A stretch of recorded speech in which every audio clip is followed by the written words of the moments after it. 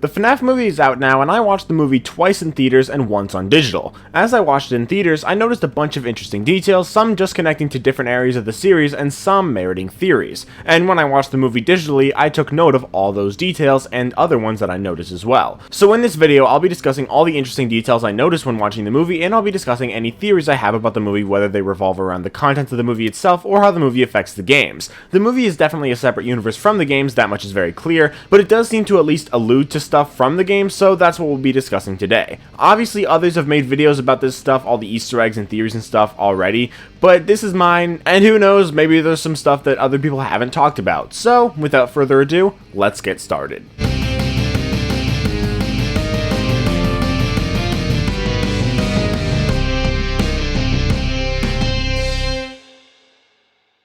Before anything else, I feel like we should address the fact that this movie is made for the fans. Not only are there a ton of Easter eggs, which I'll be talking about throughout this video, but there's also a bunch of fan service that I just find so cool. We knew before the movie came out that Dawko, 8-Bit Ryan, and a bunch of other YouTubers would appear as the employees of the month, and while it was pretty small and hard to notice on your first time watching, we do get a decently close look at it in the movie when it's smashed by one of the criminals. There's also the appearance of MatPat in the movie saying it's just a theory, which was awesome, and was actually the first scene of the movie filmed, meaning MatPat was there at the very beginning, and his video discussing it was great. I will say his video may have come out a bit too soon because it was only the day after the movie came out, and my friend actually got spoiled because he saw the video the day I went to go see it with him. Nonetheless, it's really cool to see him there, and if anyone deserves to be in this movie, it's him, and of course Markiplier, who was supposed to appear as the beginning security guard but wasn't able to as the schedules didn't align. Even funnier is the fact that MatPat's name tag in the movie reads Ness, a reference to Matt's meme to death theory, Sans is Ness. There's also of course Corey X Kenshin's cameo as the taxi driver, which honestly probably shouldn't have been shown in the trailer, but it got a cheer out of my audience the first time anyway, so obviously people were still very excited.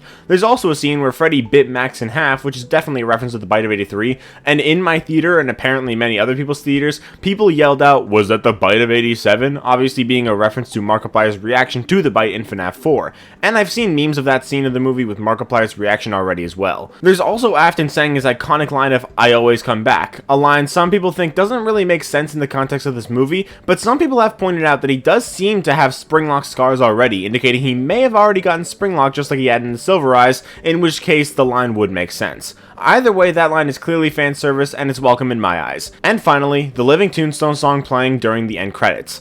Now let's get talking about the Easter eggs and interesting stuff I noticed in the actual movie. First, let's talk about the stuff that I noticed in the opening scene. First of all, I think it's clear this guy is meant to be the in-universe iteration of Phone Guy, as he's the security guard who dies right before Mike starts working at Freddy's, getting himself stuffed into a Freddy suit. Considering it was something only done by the animatronics after they caught the guard, I think it's clear that this device was never meant to be an actual saw trap thing or remnant extractor. Instead, it's simply just a Freddy Fazbear head that the animatronics used to stuff people into. Sure, it's possible the animatronics or maybe William made some murderous adjustments, but I highly doubt it's something that Afton made to like harvest remnant or anything like that. I think it's mostly just supposed to be the inside of the animatronics, showing off the crossbeams, wires, and animatronic devices Phone Guy talked about in FNaF 1. One thing I noticed was that if you look at the clock in one of the opening shots of the movie, you can see that this dude is dying at 2 AM. Kind of an amateur. When Foxy shows up, he also sings in a very similar way to how he does in FNaF 1 with his da-da-dum-dum-dum song. After that opening scene, we get opening credits which are shown through an 8-bit depiction of the missing children incident. This is a reference to the 8-bit minigames from the FNaF games, especially FNaFs 2, 3, and 4. These 8-bit opening credits show William Afton depicted as a purple sprite as a reference to his earlier appearances as the purple guy wearing the spring Bonnie suit and luring all the children one by one.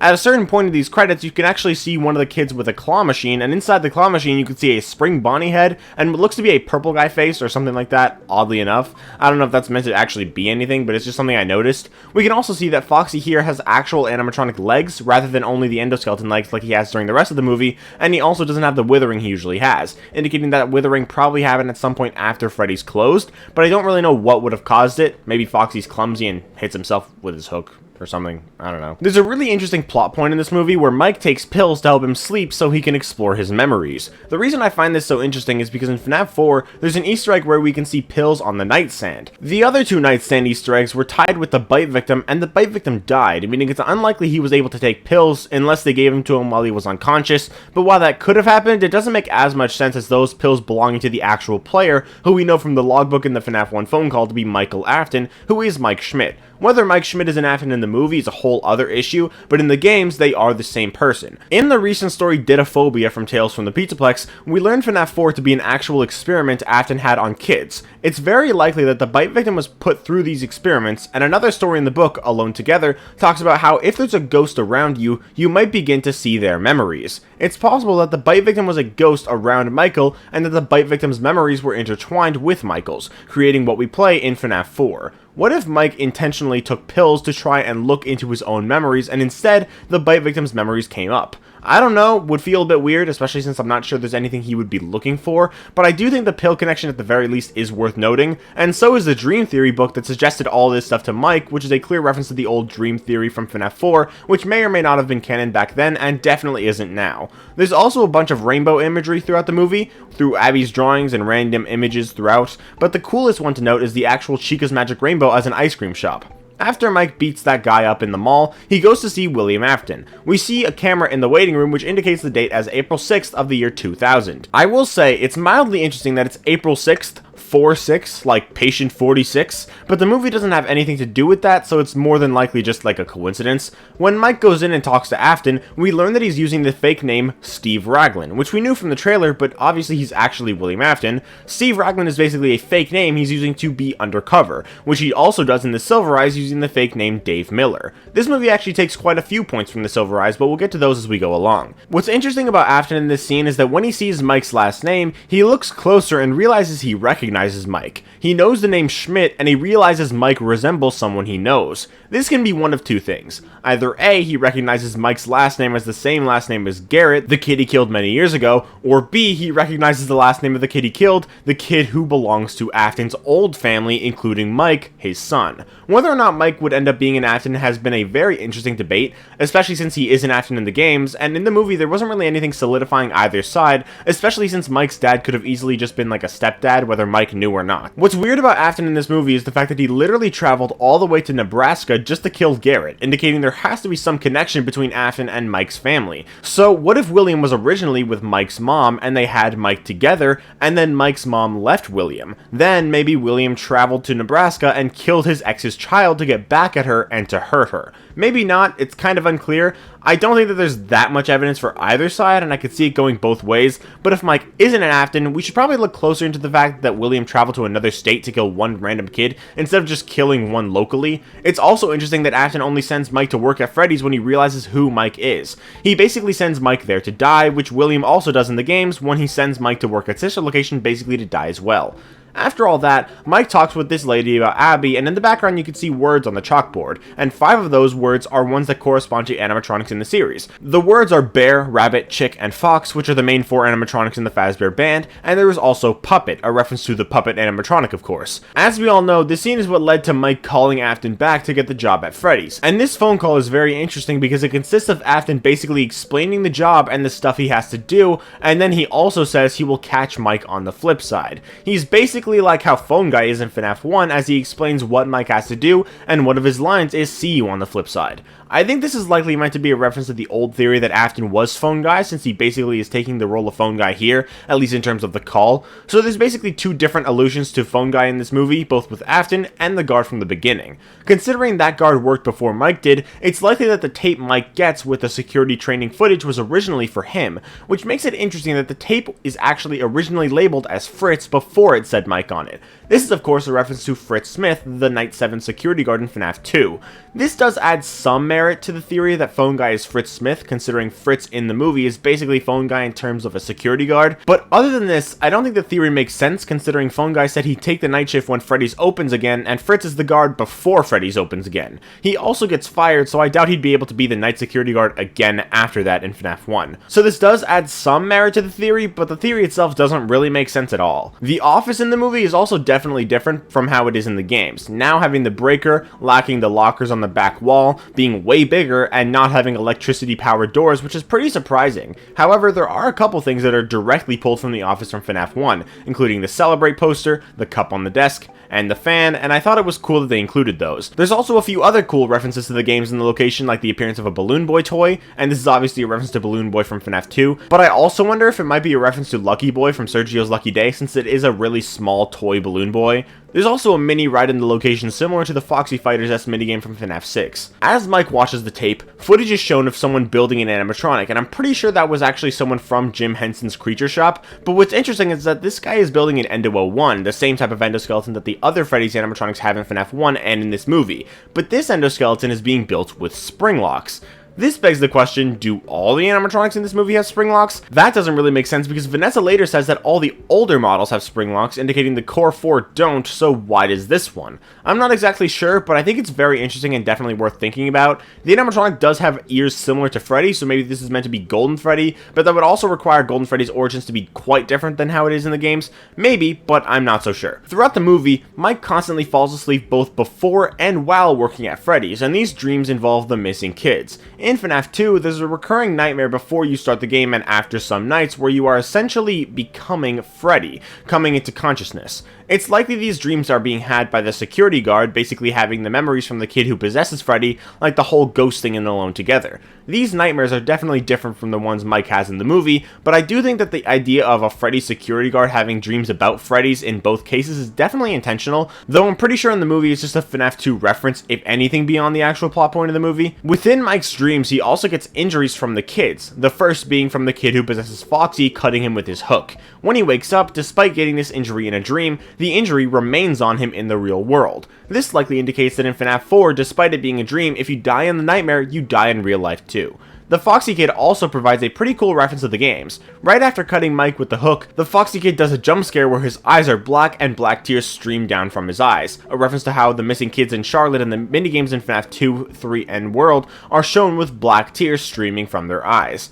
After this dream, we can also see "It's me" on the mirror, a reference to one of the most iconic lines throughout the series, primarily associated with Golden Freddy. Later on, we see MatPat as I mentioned earlier, but what I didn't mention is that the diner MatPat works at is called Sparky's, which is a reference to an online hoax from back in FNaF 1, where it was rumored that there was a secret dog animatronic that could be seen on the cameras. Obviously it was fake, but it seemed to end up inspiring the Fetch character, and now it's made its way into the movie twice, the other reference I'll mention later. Now, I think it's time to talk about the real MVP of this movie, Chica's Cupcake. I think and a lot of people found it pretty funny that the Cupcake of all things was the most aggressive animatronic in the whole movie. The first instance of this is when the Cupcake killed Carl, one of the people who broke into the pizzeria. What I found cool is the fact that this dude is named Carl and got killed by the Cupcake, who many people like Dawko have nicknamed Carl, and I definitely think that was intentional. There's also a theory that since Chica's Cupcake is sentient, that it might be possessed, possibly even by Susie's dog. Susie's dog theories are pretty controversial, especially the Mangle one, though I do think the Mangle one kinda makes sense, but Susie's dog being the Cupcake instead also makes sense. Chica's Cupcake is basically a pet, and it bites people like dogs sometimes do.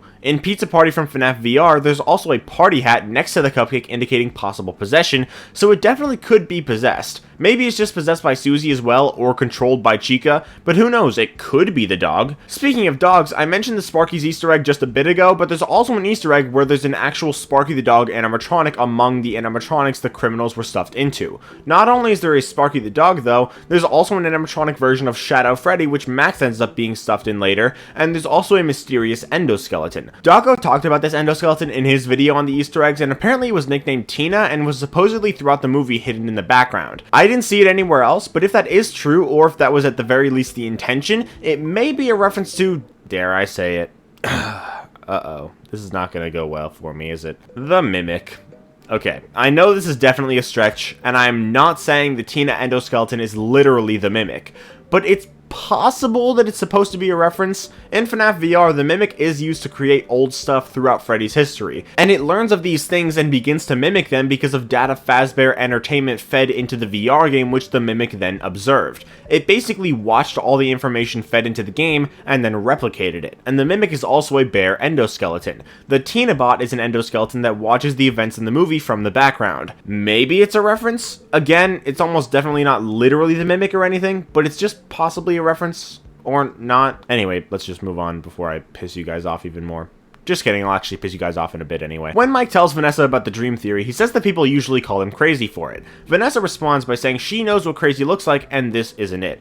Vanessa is a cop, so she should know what crazy looks like, or at least that's what I thought the first time I watched, but when it's revealed that Vanessa is William's daughter, something we'll talk about later, this line actually makes a lot more sense. She knows what crazy looks like because her father is crazy. After that, Mike begins talking about how perfect his parents are, and when it cuts to Vanessa, she looks really sad, which may have been a hint at her dad being, you know, a monster. The animatronics in this movie are also done really well in my opinion, because they basically act exactly how they canonically do. They're really fun and playful with kids, and kids love them, but it's the type of thing that adults would find creepy. Abby in this movie loves the animatronics and they love her, but Mike is genuinely unsettled by them and they don't like him very much. I also find it very interesting that the Springlock animatronic we primarily see in the movie, obviously excluding Spring Bonnie, is Ella. Ella is of course a character from the novel trilogy and the Fazbear Frights books, and I think it's a cool Easter egg to have her in the movie. And Golden Freddy is also a very interesting part of the movie, which I think a lot of people seem to be misunderstanding. For some reason, a lot of people think that Golden Freddy is just regular Freddy, and that he got to Mike's house by riding a taxi there by himself, but neither of those things are true. We all know it's Golden Freddy since he's golden and he's missing an ear, but even if you're not a FNaF fan and don't know Golden Freddy exists, it doesn't take a genius to realize that he's not regular Freddy. Why? Because the kid literally says, "Not Freddy." It's that easy. Also, no, he doesn't take a taxi to get there. Golden Freddy in the games is a physical animatronic, but he's somehow able to teleport. I think that's because he's like a projection. The one that attacks us is like a projection, not the physical one. But while you wouldn't know that if you don't know anything about the games, it's also easy to understand either way considering he literally teleports in the movie. So he definitely just teleported to Mike's house and did not take a taxi. He may also just be a projection in the movie rather than just straight up teleporting, considering there's absolutely no way he would fit in that taxi. Yeah, he does weigh down the car, but it's also FNaF, and non-physical things impact the physical world all the time anyway. Alright, now I think it's time we talk about Vanessa and her being Afton's daughter. That was probably the biggest twist in the movie, and probably the only one you wouldn't already know, even if you were already a fan of FNaF, and unless you were spoiled for it, like I very unfortunately was. But honestly, I kind of forgot about that spoiler, as well as the fact that I'd gotten spoiled for MatPat's cameo until those moments actually happened in the movie, so they were mostly still effective. Either way, the reveal that Vanessa was Afton's daughter in the movie was very interesting because it begs the question of what it might mean for the games. The movie is obviously a different universe from the games, as I said at the beginning, but this is also Scott we're talking about, and there's definitely game lore incorporated into this, so if anything, what might this be telling us for the games? Afton also literally stabs Vanessa, his own daughter, which further indicates that Afton does not care about his kids, and the bite victim dying is very likely not a part of his motivations, especially since he'd probably conducted his evil fear experiments on the bite victim, and probably killed Charlotte before the bite victim died anyway. As for Vanessa being Afton's daughter though, some of my friends have been saying that it could mean Vanessa is also Afton's daughter in the games, but that could only work if Afton's springlocking in the games happened beyond 2003, which I kinda doubt. I don't think she has to be Afton's daughter in both the movie and the games, especially since she's born like 2 generations later in the games. However, just because she isn't William Afton's daughter doesn't mean she isn't an Afton at all. I know, I've pushed the whole Vanessa is Michael's daughter thing for a while, and many people think it's absurd considering Mike is a walking corpse,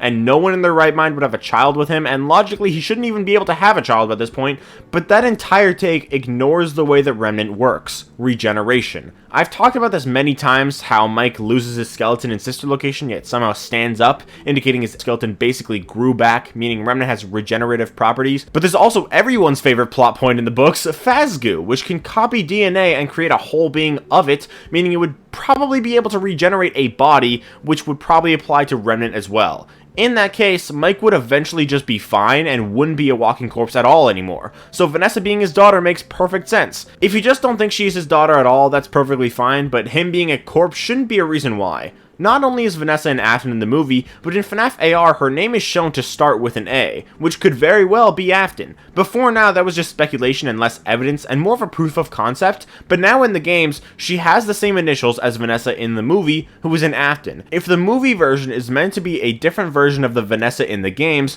while certain things are obviously changed, she still is the same person, and her last name should remain the same. That doesn't mean it 100% has to, but I think that it probably does. Moving on from that though, let's talk about Abby. Mike in this movie is Mike Schmidt, who is Michael Afton in the games, and he has a younger brother who dies. While in the games he dies in a different way, the fact that he's younger than Mike and dies in both cases adds up. Since his name is Garrett in the movie, the bite victim's name is also probably Garrett, or maybe Gary for short, a name that is apparently very controversial. A lot of people hated that his name could be Garrett. I don't really know why. It's just a name, and it's kind of insulting to people who are actually named Garrett, but whatever. Let's keep going.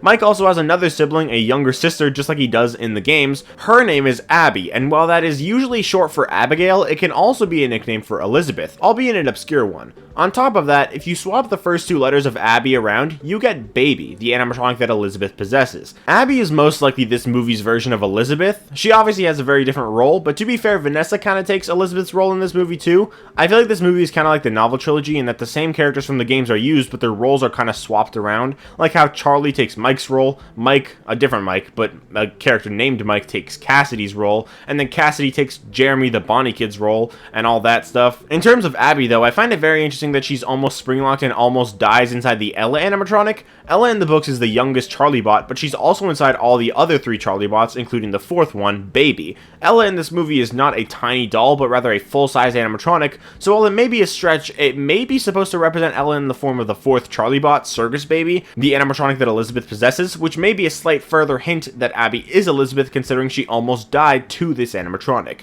Speaking of Abby in the novel trilogy, there's a scene where she's hiding from Foxy, and this scene is very similar to events from two different FNaF books. Her hiding behind the arcade machines from Foxy is directly ripped from the Silver Eyes, where Charlie hides behind the arcade machines from Foxy. Abby also hides in the ball pit, which of course many people now associate ball pits with Into the Pit. Earlier, I mentioned that Afton only gives Mike the Freddy's job once he learns that Garrett was his brother. However, what's strange is that him being his brother doesn't really mean anything. Afton doesn't really have a reason to kill Mike except for something he says later on. Other than what he says later on, he has no reason to kill Mike despite him being Garrett's brother. Like, that doesn't really do anything. Killing him doesn't change what he's done. It doesn't add anything to his goal. Except when Afton meets Mike at Freddy's on night 5, he says, "First I got your brother, now I resume. Skibbity, my friend." Whoops, wait, sorry, wrong clip. "First I killed your brother, now I kill you. Symmetry, my friend."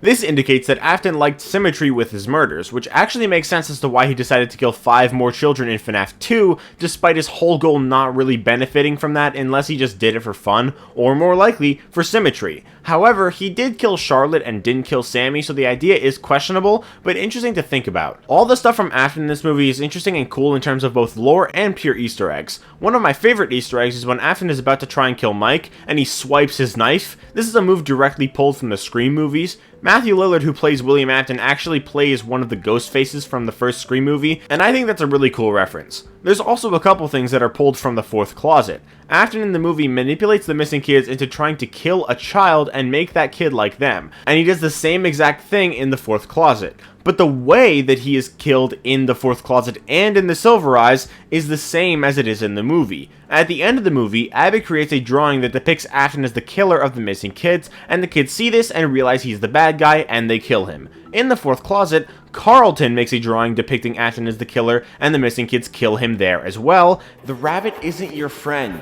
See? This is the bad man. He's the bad man who hurt you, and he's about to hurt someone else. Yes, that was me as Carlton in the fourth closet graphic novel dubbed by Elementary Studios. Go check it out if you haven't before. It's goated as fuck. And in the Silver Eyes, he ends up getting springlocked as well and gets dragged away by the animatronics. And in the movie, he also gets springlocked, and the animatronics drag the newly springlocked Afton away in an almost identical shot to the Silver Eyes. We can also see that there's a seam on the back of the Spring Bonnie springlock suit. We can see seams like this in the graphic novels, and we're also told about a seam like this on the Jester suit in the Final Tales epilogue. Right before the movie ends, we see the Golden Freddy kid lock Afton away, indicating Golden Freddy might be vengeful considering the look on his face, and Afton is also violently twitching just like he does at the end of FNaF 3. Later on, during the mid-credit scene, Balloon Boy shows up, and during the end credits, we can hear the same voice from the FNaF 2 minigames, the voice of the puppet, spelling out, "Come find me." Both of these things indicate that a FNaF 2 movie is definitely coming, and apparently that's now confirmed. I am a bit skeptical about a FNaF 2 movie because I'm not quite sure if it would work as well. Seeing more of Afton and maybe seeing him kill the same them kids would be awesome, but that would only work if the movie is a prequel like FNaF 2 actually is. I kinda hope that is the case, and I would also find it so funny if Afton does get arrested and has Doug as his lawyer. I'd also find it interesting if they changed some things up in the movie and had Garrett be the puppet instead of Charlotte. We don't have definitive indication that Charlotte exists, so maybe Garrett Garrett is the puppet. The storyline of the movies, while obviously taking elements spanning the series, are primarily based on the first 3 games. So if Garrett was the puppet, it could be possible that MatPat was actually right, and that the bite victim was originally supposed to be the puppet, but Scott changed his mind while making FNaF 4. I think that theory is plausible, I just don't know if that would be considered a retcon. But either way, I think it is possible. What I most wonder about a FNaF 2 movie, though, is if it is to be a prequel, was there actually another Freddy's location that opened after the first one closed? You'd think it would have been mentioned, or you'd think that Freddy's would have just been shut down entirely. And if it were to be changed to a sequel, would Freddy's just reopen? Those aren't issues I have with the idea by any means, I just don't want it to happen if it doesn't make a whole lot of sense. But that should be obvious. But that's everything there is to talk about in this video. This video ended up being quite a bit longer than I expected. It's taken me 15 minutes to record, but that just goes to show how much Scott wanted to please the fans with this movie, and while I can't speak for everyone, I can honestly say this movie did not disappoint me. I honestly didn't expect the movie to be amazing, I just expected it to be good, but it ended up greatly exceeding my expectations, and while it is by no means the best movie ever made, it is definitely my favorite movie ever made. Maybe you guys think that's a bit excessive, but I just really love the movie. But what do you guys think? Did you guys like the movie? What do you think about all the Easter eggs and theories I talked about in this video? Let me know in the comments, and if you did enjoy this video, make sure to leave a like and subscribe if you want to, and I will see you all in the next video. Bye guys!